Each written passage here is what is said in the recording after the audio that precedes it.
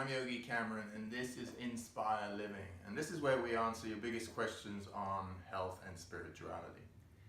So we have a long question, but I find it so relevant, so I will read it all.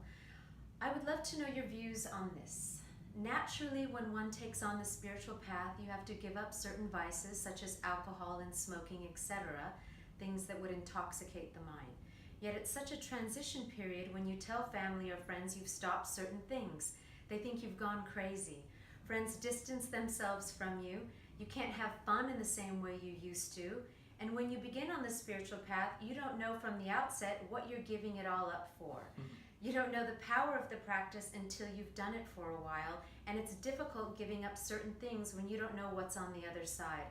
I don't even like alcohol, but suddenly it takes more importance because that's the only way you've known to live and have fun, etc. I can so relate with absolutely everything that you are saying. I clearly remember being told by some of my family members and friends, you're not fun anymore. Mm-hmm. Yeah, and this is a common step for most people when you start the spiritual path. Why? Because people identify with us by our habits. And when we change our habits, it actually makes them a little uncomfortable. Like, how are they going to connect with us, right? Yeah, because everything's about connectivity, and when you speak to somebody, you have a certain energy about you, you have a certain quality about you, and they identify with that. You know how everybody's saying these days, I relate to them. So we pick our teachers based on how we relate to them, our friends, but we can't pick our family members. They're kind of set. But it's all about connectivity. So when you vibrate at this level, and you suddenly switch and you vibrate at another level, which is basically what's happening when you go on the spiritual path, that vibration picks up a whole bunch of new people and lets go of a whole bunch of other people. And that separation is uncomfortable. It's uncomfortable sometimes for you, it's uncomfortable for them, but it's not really saying goodbye. It's just, if you buy a Ferrari, you're going to start going fast because you can. It's not if you were driving, Ford before and going slow. It's totally different. You've just gone into another energy level. I can give you some advice from my own experience. The first is try not to think too much about it. Really focus on the positive. Try not to judge others for not relating to your new practices. And try not to judge yourself if one day you do go out and you have a drink with your friends or do any of the old habits that you used to. It's a process. The master yogi that was training me in the beginning of my journey told me, Jema, it's not a 100-yard dash, it's a marathon.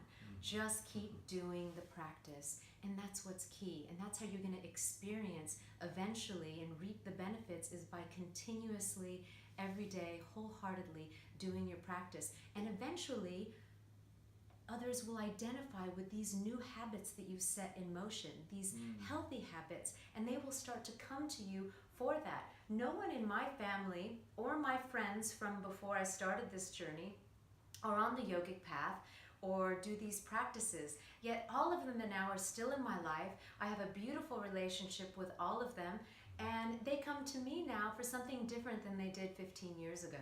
Yeah, it's often we have to get used to the change.